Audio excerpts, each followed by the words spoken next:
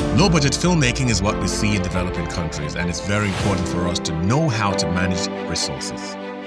My name is Dennis Ijogu, and I'm a producer, scriptwriter, director, and a voiceover artist, and I'll be sharing with you tips on how to achieve successful low budget filmmaking.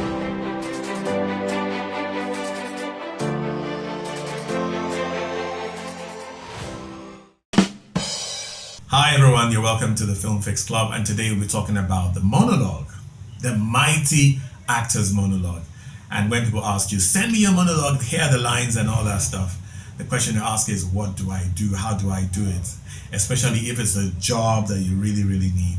So we've got a few tips for you to follow. Out of a few years experience in the industry, I'm here to, as a producer, director, and scriptwriter, to give you some tips on what you should do so you don't miss it. Quite a number of people submit monologues and they're not called back. A lot of people are not called back because of one problem or the other. So I'm going to help you out with where or what you should achieve and how to achieve your aspiration when you send in the monologue. Here are the points.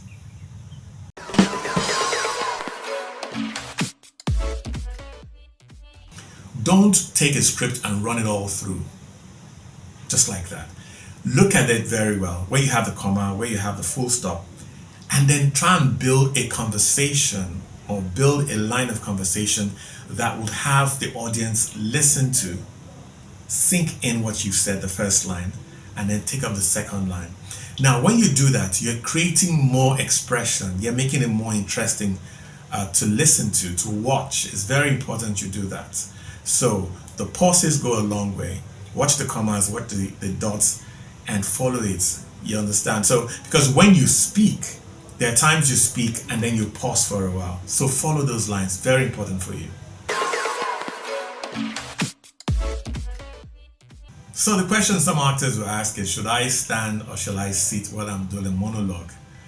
I'll be honest with you. I think if you stand, it sort of gives you more room for expression, your chest to be able to expand more and be able to bring out better audio quality.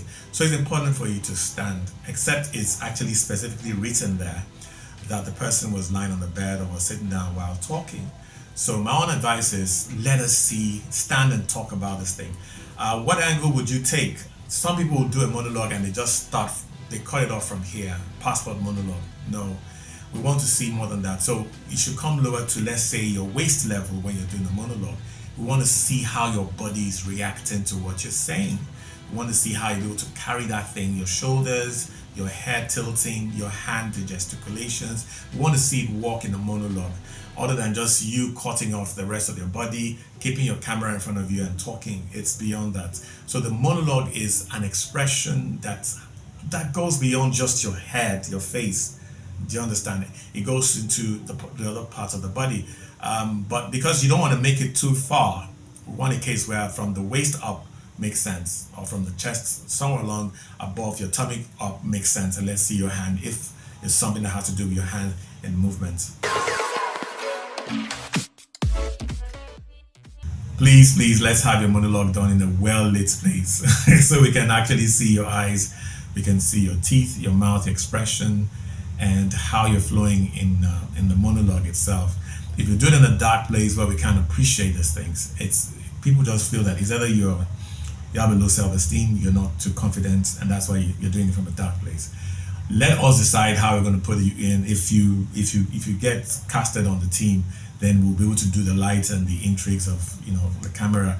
But for now, let's have a clear picture of who you are as you do the monologue. To strike a balance in terms of the audio, please be audible. We want to hear everything you're saying. We want to see how you take your words, how you pick your words. In some cases, you have people who the phones are not too good and then you're not speaking out. I'm not saying you should shout. You don't need to shout, but keep it in such a way that you're audible enough for us to hear what you're saying. Very, very important, because we want to see how you how you get those words back to us, the words that you're seeing, that you're reading, the words that you're acting out on the script. We want to see how you use them and use them properly.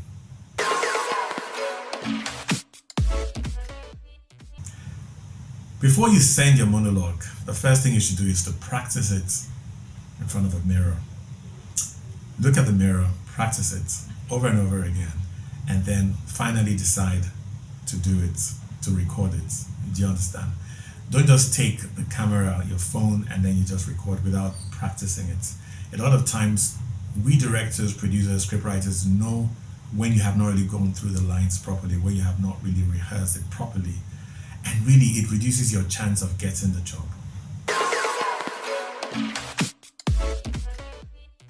Somebody might ask, I got a script for a monologue, and I'm thinking I should read the script out like Denzel Washington. This script sounds like what Denzel Washington would say. It's a bit risky because maybe the scriptwriter wasn't thinking of Denzel Washington, was thinking about someone else far from what Denzel Washington is about.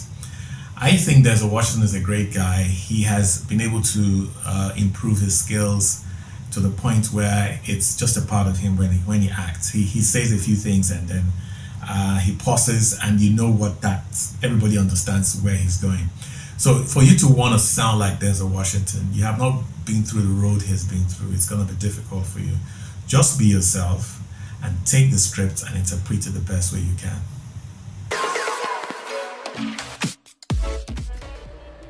The first is face the source of light. Don't back the source of light, especially if it's natural light. That is, face the window in the afternoon for you to do the video. In that way, your face is actually highlighted.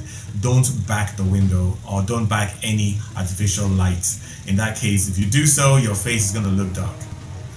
And number two, make sure you have your video done in a place that is not too noisy or breezy. If you do it on the beach, it's going to be definitely windy. If you do it in a place that is noisy, maybe a party is going on somewhere, it's going to be noisy and people will not be able to hear your voice the way it should be.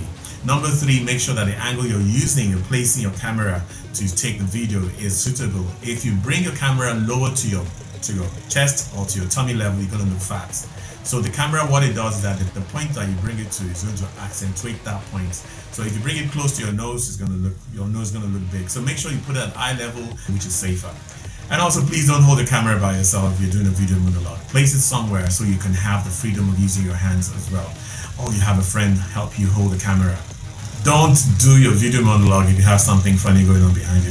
If, for example, you're doing a video and children are dancing behind you, or you have a case where there's a funny picture, it just distracts people from what's going on. They will not watch you carefully. They'll get distracted. In the end, you're going to score low points in your video monologue. And the final thing is, don't do your video under funny lights, like green light, yellow light, or red light. Make sure you do it in the clear light where we can actually see your face and also the rest of the body. Well, I hope that you've been able to have a few tips on how to run the monologue. Very important tips. Let's see how it goes. Put the things in practice and make sure that you go for it. Thanks.